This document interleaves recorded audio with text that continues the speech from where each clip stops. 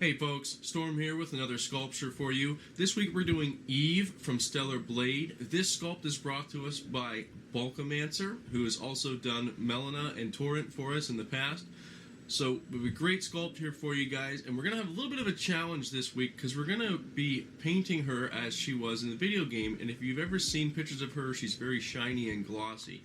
So let's figure out how we do that and transform her from our dark gray resin to this.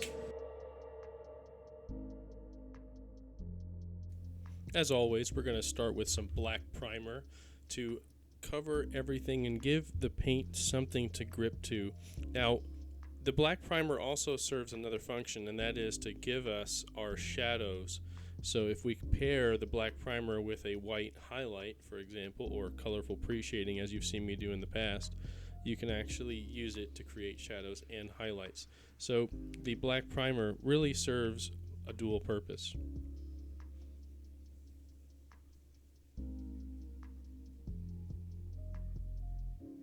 So after we have our black primer down, I did mask off with some putty here so I can paint this interior circle here with a burnt iron metallic color. I thought it was a really nice touch rather than just brown. And then you can see how I'm just going to go back over it and paint the details in black again using a brush.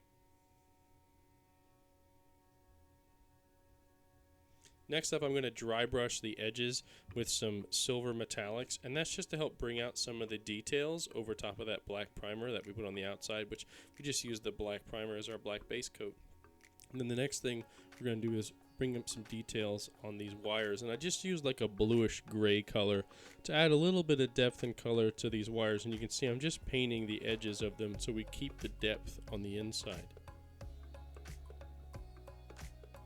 Next up, we're going to paint that zenithal that I mentioned. You can see I'm just spraying highlights from one angle here to kind of keep the shadows of the folds, and that's where that black primer comes in handy when we start with. Just like you saw on her face there as well, we had the shadows. Now this next step, you see me painting her body in a black primer, and this is actually because I reprinted her because I had some issues with the first print, and I actually used a gloss black primer for this second round because I want to show you this super chrome. And then we're going to paint over with this Carandra's green from Citadel. And I think this is the best combination that you can do to create her color. And you can see this chrome literally looks like metal, liquid metal in there. So I tried a couple different colors combinations over chrome on a test print before I settled on this. So don't think that I just magically got this right the first time, and you might not either. So it's always good to have something setting by to paint, even if it's just a cup or a spoon or something. You can see here what I did was I sprayed over the chrome over the part that we're going to paint green, and then just painted the green over top of it. And the Citadel contrast colors are very much like the Army Painter speed paints and Vallejo's express colors, where they're a translucent paint. So putting them over top of chrome gives them this really nice metallic look. After I had that down, I wanted to paint the flat gray of her sides of her suit, and I used the same silly putty to mask off that metallic green that we just painted, and then I covered over with the gray on this end. So this is her base coat of gray, and then I'm just going to add a few highlights of lighter gray just by adding in a little bit of white to that gray, just to add some highlights on her hips here. And this just adds a little bit more visual texture, adds a little bit of contrast to our paint job. I followed up with some shadows, of course, to help bring out those details again that might have been lost during the base coat phase.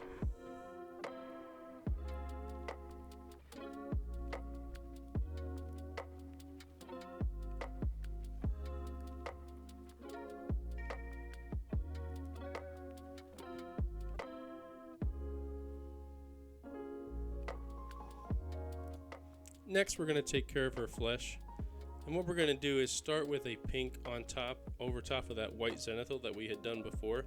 And that's why it's important to do the white zenithal to start, because if you just spray pink over black, it won't really work well. So we're just going to spray pink over the top of all that white and try to keep some black on the bottom for some shadows. And you can see I'm doing the same thing on her face here. You can see how you bring out the pink on top, and then I'm using translucent red. You can use like any kind of like a red shadow color, like a dark red, or a shadow flesh color from AK will work as well. You don't have to use these exact same colors, just get something close. And you can see what I'm doing is I'm just filling in those shadow areas, like underneath her neck and eyes, underneath her arms, with that shadow color of red. And then I'm going back over with like just a basic flesh tone. So in this case, I'm just using a nice base flesh tone of like fairy flesh, I believe it is. And I'm just going over her entire area that we just pre-shaded with the pink and the red. And it's really important that you pre-shade with like a pink and a red color or something similar. It can be purple if you want it colder. But if you just paint over black, and I've made this mistake, your character will turn green because of the yellow. It'll just turn green and it won't be very pretty. So you can see after I painted the base coat, I did some highlights and then I took the silly putty off, and we can see that we do have this nice little line in between here that we have to paint white. And this was pretty painstaking, but I did paint all the white areas by hand with a brush, just because that would have taken me longer to actually mask it off. So next up, we have some flat green parts to paint, and you can see all I did was take some green and mix in some orange. If you take green and mix orange in, it'll actually turn it to a gray color if you add enough in there. So it's a great way to darken green without losing vibrancy, because remember, it's easy to just add white and black to things to shade, but that's not really the best way to do it. You want to use, in this case, its complementary color, which is exactly the opposite of it. And you can see as I mix in the orange, it turns darker. It turns darker green. And if you keep going, eventually it would be gray. But you can see I'm just using that darker color to shade in some of these areas. Now, the next thing I want to do is paint over her parts here that are going to be black. So she has a couple black parts, and there's also some glowy bits. So after painstakingly painting through all of her black bits, you can see here we have all of her black painted. And then we're going to paint some areas green as well, which I did that. I just didn't record it because here you can see the results, the belting that she has. But I mixed this glowing green color with some translucent Vallejo paints and some green and yellow inks from AK. And inks really are the key. I wish I had some white ink when I made this model because it would have been even brighter. But inks are the key to mixing bright colors that are also high pigment concentration, because typically translucent paints are very clear, so you can't get the effect that I'm showing you with just translucent paints.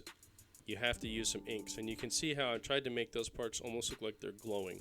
So I thought it was a pretty cool first attempt. I'd never done glowy bits before, so again, I thought it turned out pretty good. The key was to cover the spots in white and then paint over it with the translucent paint with inks.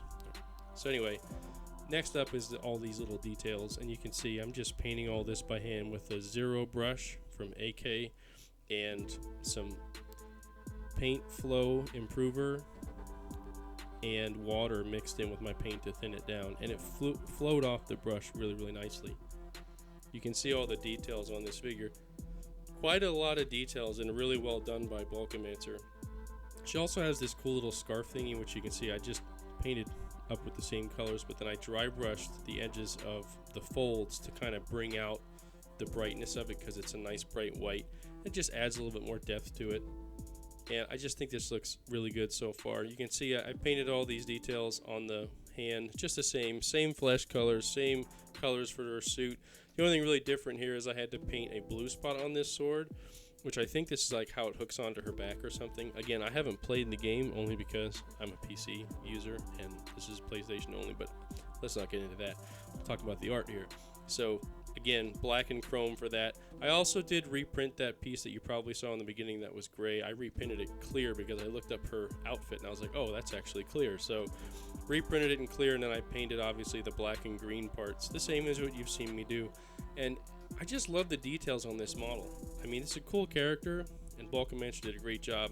And this is a new little trick that I really like, and I think it's going to become a staple on this channel, is using this shadow flesh. I think this is actually reddish black. It's a little bit darker than shadow flesh from AK, thinned down to kind of make it look like she has makeup on. And that was a really nice touch, and it matches what the character looks like in the game as well. So after I did that, obviously you can see I'm painting up all the little details around her eyes, such as her eyelashes, in black, and then we're going to paint her eyeballs. Now for now, I'm still using my typical technique of just painting the eyeballs white, and you can see how obviously I'm moving around a lot. not just to show you guys this, but to also show you that you don't want to try to paint the eyeballs from one direction. You're going to have to move her around. You're going to have to get in there with your brush in a way that you don't paint everything around it.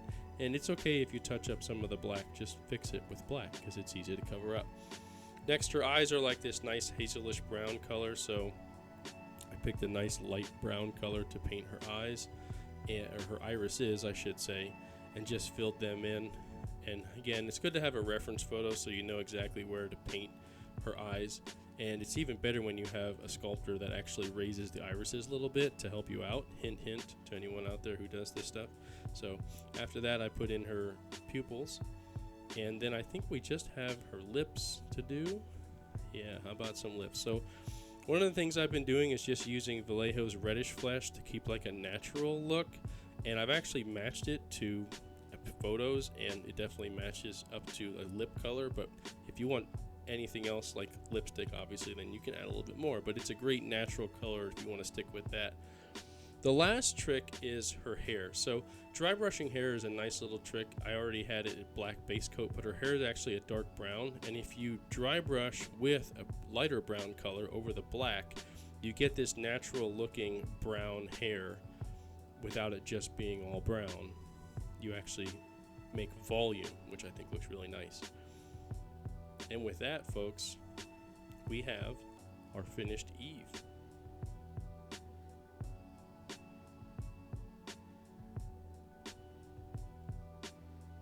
Well, maybe after I put her hair in place.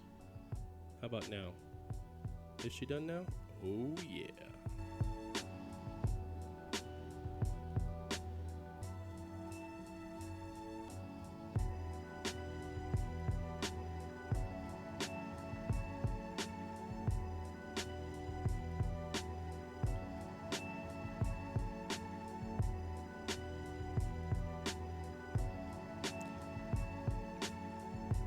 Thanks for watching. I hope you guys enjoyed this. If you learned anything, let me know in the comments. A special shout out to my patrons who helped make this show possible. I also want to say thank you to the person who actually ordered this model, and to anyone who's ever checked out my website. If you haven't done so already, head on over to relentlessstormmodels.com and check out my library of files. If you're interested in adding a piece to your collection, I can certainly help you with that. And don't forget to use discount code STORMYT2024 at checkout to get yourself 10% off. Thank you guys, and make it a good day.